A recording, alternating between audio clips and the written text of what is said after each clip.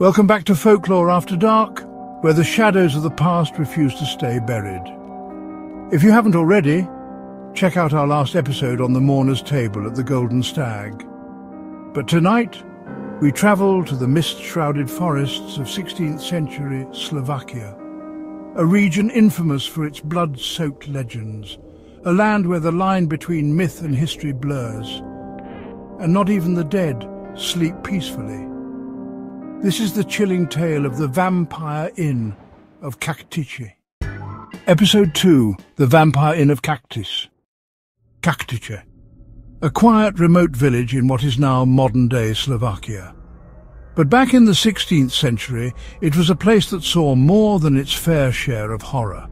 Most know it as the home of Countess Elizabeth Bathory, the infamous Blood Countess, accused of torturing and murdering hundreds of young women. Her castle still looms over the town like a vulture in waiting. But less known, and perhaps just as sinister, was a small roadside inn that once stood along the winding trail leading up to Bathory's estate. Travellers would stop there for food, ale and a warm bed before continuing toward the castle. A modest stone building with a thatched roof, surrounded by thick tangled woods that seemed to swallow the light by sundown. And it was here, according to local legend, that death came calling in the form of a beautiful stranger. The woman's name has been lost to history. Some claim she was a widow, others whispered she was a noblewoman fallen from grace. But you know, all the stories agree on one thing. She was unnaturally beautiful, pale as fresh snow, hair like raven's feathers, eyes that flickered like storm clouds on the cusp of a downpour. Whispers of vampirism spread quickly through Čachtice. Not surprising, considering vampire folklore in the region ran deep. In nearby villages it was believed the restless dead returned to feed on the living. Graves were sometimes exhumed and the corpses burned, their hearts pierced with stakes of ash wood to keep them down. But this was something different. One story, preserved in a local church record from 1583, tells of a young hunter named Marek, who narrowly escaped the inn's clutches.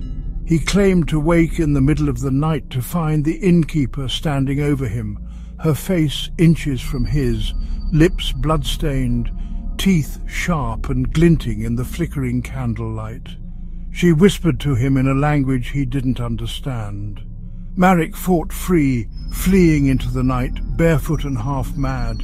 He never returned to Čachtice again, but his tale spread like wildfire. After several more disappearances, the villagers had enough. A small group armed with torches and crude wooden stakes marched to the inn. They found the place empty. No sign of the woman. Only a single blood-stained shawl draped over a chair and a foul, sickly sweet scent in the air. Some claimed to see a dark figure vanish into the forest as they approached. Others believed she was never truly human to begin with.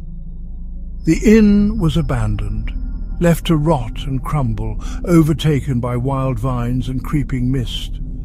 To this day the ruins remain. Locals refuse to go near it after sunset.